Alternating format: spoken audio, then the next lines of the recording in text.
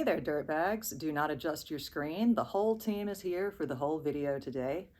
I knew that if I made this difficult for myself to edit in any way, shape, or form, I would take a really long time to do it. And I'm actually talking about a show while it's still on the air. Yeah, I am participating in the discourse for once. Cricket, please don't jump on this table. I'm trying to do this in one take. Anyway, right now there are 4 episodes out, and that's what I'm going to discuss. I think there might be like 2 waiting for me, so if something gets debunked, what can I say? I've always been late to the party. What show? Hazbin Hotel. What's Hazbin Hotel? You know, you guys are so sharp with these questions that I feed you.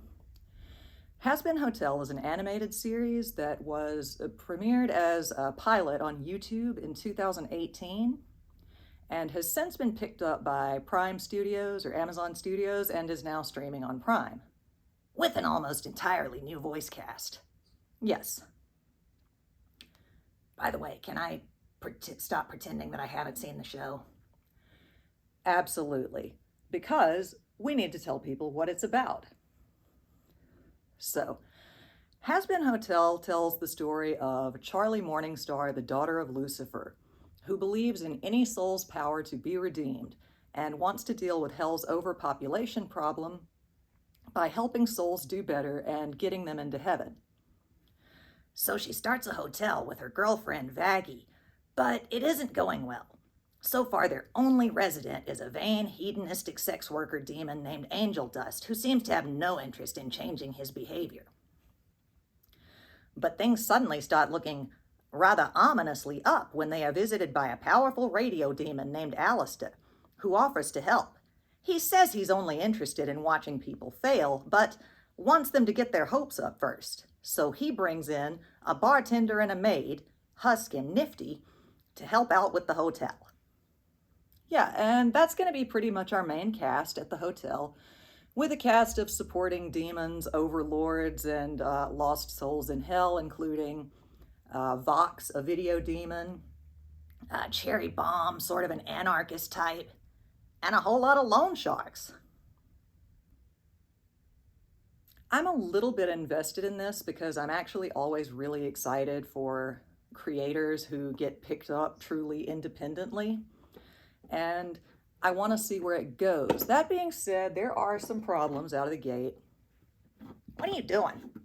Cricket. Now, I'm always going to be a little bit interested in these truly independent projects that seem to gain a momentum of their own and get picked up. And plus, it's a musical and an animated thing, so I was pretty intrigued. And honestly, they have a very solid foundation. Yeah, a good soul trying to help those around them in a wacky environment where goodness is not encouraged. Yeah, a lot of odd couple dynamics and fun hijinks. But they don't really keep things simple. No. Yeah, I would have contained it to the hotel a little longer. Because by the end of the first episode, we find out that angels come down and exterminate demons once a year, and that's what Charlie's hoping to help prevent. Yeah, but we also find out that angels are awful, and they enjoy the extermination, and they want to move it up 6 months. But we also find out that the reason that they want to move it up 6 months is because someone in hell killed an angel. Yeah, there's a lot going on.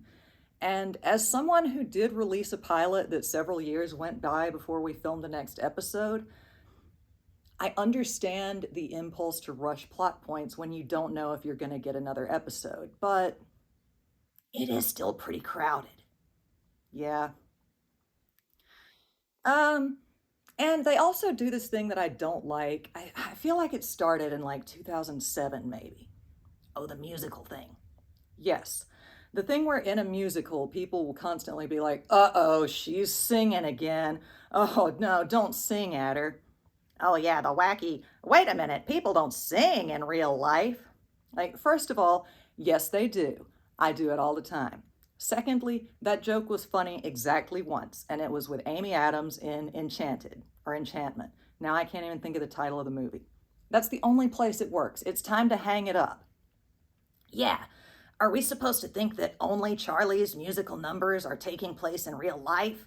Yeah, are all the rest supposed to be non-diegetic? I don't know, it's confusing. Right. If the world you live in is musical, then singing is an acceptable form of communication, and we all need to sign off on that.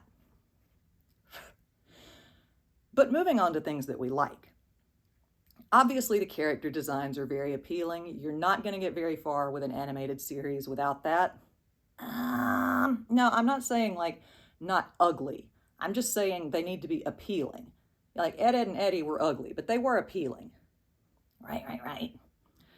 Um, I'm going to be super basic and surprise no one who's ever met me and very few people who have watched the show and say that Alistair is my favorite character. Right. He's fun. He's cool, unflappable, confident. He has by far the coolest voice. And honestly, let's be real, a lot of it is because he's very mysterious, so we get to project whatever we want to on him. That being said, he's a cool design and it's a good performance. But when you say favorite, you didn't mean best. I did not, because the best character is Charlie Morningstar herself. She's a delight. She's a doll. She's so sweet. She's just, I have a soft spot in my heart for the Kimmy Schmidts, the Buddy the Elves, the Tracy Turnblads of the world. These good hearts in grimy settings is just, I'm such a sucker for them. And in my opinion, she looks like Elizabeth. Yes, I think the character design reminds me of my friend Elizabeth. And that combined with Charlie's inherent sweetness just reminds me of Liz all around. So, excuse me, sorry. Charlie, number one. Any critiques on character design? Thank you for bringing it up. Yes. I do think that it's pretty clear that the characters, most of them were drawn before it was kind of decided what was going to be. Basically, the characteristics were an add-on. Like, radio is extremely important to Alistair. But looking at him, you wouldn't immediately get radio from him. Yeah, compare and contrast that with Vox, who immediately gives the image of a television, and you see where it comes up a little bit short. I know that he has like dials in his eyes and his cane looks like a microphone, but I'm just saying I wish there had been a little bit more. I also don't think that I am alone in assuming that Alistair is somehow connected to Charlie's mom. Yeah, he showed up in the pilot right after she tried to call her mother. And they've both conspicuously been noted as being absent for 7 years. Right. It's mentioned twice in a song that Alistair's been gone for 7 years. And when Vaggie asks Charlie about her mom, she says it's been about the same amount of time. So we'll see. Maybe it's in those 2 episodes we have to watch. It very well could be. But I think that what most people are going to remember when they talk about Hazbin Hotel, it's going to be the music. The music is really solid. Super swell. A great listen. And at this point, I believe there are 8 songs out, and we have ranked them. Just a reminder, I'm not here to validate your opinions. I'm just here to express mine. Right. Nope, this is the definitive listing. If yours differs from ours in any way, your opinion is lesser and you don't appreciate musicals. CT, please. All right, so let's rank the songs. Number 8, Whatever It Takes.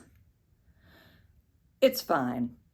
It's a pretty song. I should say that, like, even the ones at the bottom of the list, they aren't songs that I necessarily dislike. I just might skip them if I'm listening to it. This one felt like it was designed for 2 people to really wail on the high notes. Yeah, and unfortunately the voices just didn't blend that well. Stephanie Beatriz has a beautiful voice, but like you're putting her in this with all of these Broadway actors. And it's kind of like how Donald Glover has a beautiful voice. But when you have him singing along in The Lion King with Beyonce, the song becomes Can You Hear Beyonce Tonight? Yeah, I think she would get drowned out. Also, her voice, sorry, not her voice. Vaggy's verse just felt like an afterthought. Yeah, I think I could write a better verse for Vaggie that tells more about her relationship with Charlie right now. Do it then. Why did you do that?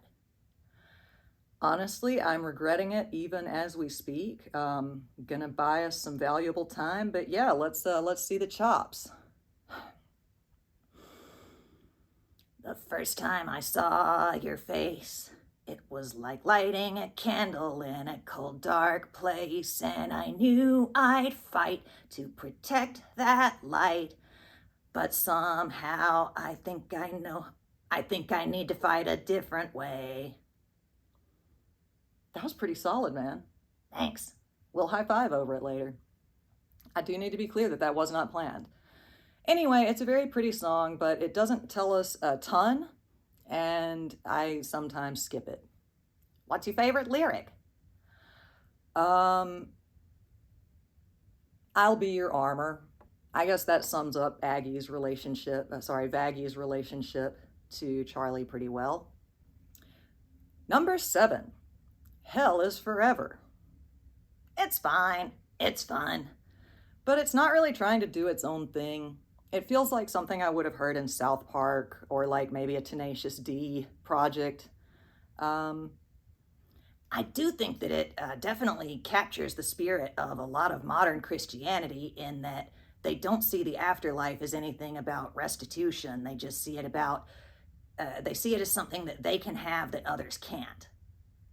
Fair enough. Anyway, the voices are great. Next. Number 6, it starts with sorry. This is pretty. Yeah, it's sweet. The voices blend very beautifully in this one. And I don't know, it's pretty, and I too appreciate the value of a good apology. Best lyric? It starts with sorry. That's your foot in the door. Number 5, poison. People might get mad at you for this one. Yeah, I think this one might be pretty popular, but and it's good. It's a good song. It feels very like, I don't know, something between a Sia and a Kesha song, but maybe that's the problem. Yeah, feels like it was something that was written for the radio. Right. I also noticed that they had the angel dust actor pull back on his voice a bit. That is a good point. And that I think is the big giveaway. Like they didn't trust this song to be as dark as it is and still have him doing his comedy voice. And we know that he can sing with his comedy voice. Yeah, because he does it in the next song. Yep. Number 4, Loser Baby. So fun, so swingy, so weirdly optimistic. Honestly, the only thing kind of holding this one back from being higher, weirdly, is Keith David. No, listen. He's a wildly talented man. I love his voice in every project that he's ever been in, but I don't buy him as a loser baby. You know, he just always brings such a strength and dignity to wherever his voice goes. It would be like if you wrote a song called I'm Such a Big Wiener and then cast Patrick Stewart to perform it. But it's still really good. It's a fun song. I don't know. I'm curious to see if they'll be able to convince me on this one. Number 3 is reckless. Nope, it's respectless. This one's fun. I feel like this one strikes the perfect balance of being between a song that you would hear on a radio and sung by a pop singer and something that you would hear on a Broadway song. Plus, in this one, the voices don't blend in the best possible way. Yeah, the one girl's cool girl, unbothered staccato against the raspy passion of the other. Good mix. Favorite lyric? Oh, honestly, my favorite lyric is one that I misheard. There's a part in the song where, what does she say? You and the V's are inane and uninformed, smug wannabes who don't heed what they've been warned. But I kept hearing smoke one of these and don't heed what you've been warned. Well, that meeting took a friendlier turn. Yeah, let's roast this bowl and talk it over. Anyway, Respectless, fun song. Number 2, Happy Day in Hell. Guys, this is so good. This voice actress is so good. And I do want to emphasize that, like, even though they did recast this, there's definitely an emphasis on talent and not just any given actor's Q rating. Yeah, these are Broadway stars, so most of them are hundreds of times more famous than any of us will ever be. Yeah, but still less famous than your average supporting character in a DreamWorks film.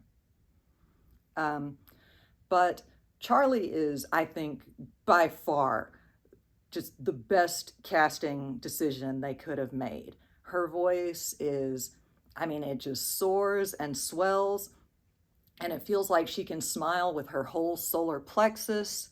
It's a beautiful song. It's also good at establishing setting and Charlie's place in it. Sort of a combination between Good Morning Baltimore and Belle. I could see that, yeah. Anyway, it's just a very sweet love letter written by an optimist to a place that doesn't deserve her, and it's great. Favorite lyric? I can hear all their stories, the lost and displaced, and I know that they're more of an acquired taste, but if I open the doors and I give them a place at my Hazbin hotel. That sums up Charlie, and I think is a pretty solid worldview. Number 1, Stay Gone. Guys, this is so good. I mean, as a video and as a song. Yeah, and it's not just because it's an Alistair number. Nope, actually I think Vox takes this one performance-wise. But either way, the two guys make absolute mincemeat of the patter talk, and there's a genuinely menacing beat under the beginning of it. And it's just so quotable and fun and clever. Favorite lyric? Oh, easy. While he hit in radio, we pivoted to video. Now his medium is getting bloody rare. Yeah, amazing. Like, honestly, I wouldn't be surprised if Vaggy's verse in Whatever It Takes is so bad because they were still high-fiving over that lyric. Yeah, we've high-fived over worse lyrics than that. We're going to do it in this very video, my friend. So, yeah, there you go. That's Hazbin Hotel. I'm enjoying it, even though it is a little bit rushed, and they are trying to cash out some emotional taxes that we haven't paid. I'm willing to pay them in. I hear that there's supplemental materials you can read. I'm not going to do that. Do we need to pause this video so that I can find all of the additional Gargoyles reading material you've collected over the years? No, because I chose to do that. The show was so good that I was like, I need to devour every piece of official content that I can from this. And so I did. But I do not want shows and movies to give me homework. Looking at you, Marvel Cinematic Universe. Exactly that. I'm hoping that they're gonna let things breathe a little bit, and I'm gonna be pleasantly surprised by these next 2 episodes I'm gonna watch. How do we finish this? I don't know. We usually have conclusions, but like the show hasn't concluded. Let's all go with very good advice that we think anyone can follow. Floss your teeth at least at night, guys. If you can't remember the last time you had a glass of water, drink one. If you don't have gorgeous, luxuriant burgundy fur, wear sunscreen. And take care of yourselves, dirtbags. I hope that you never have to go to the Hazbin Hotel. Although heaven doesn't sound great. True.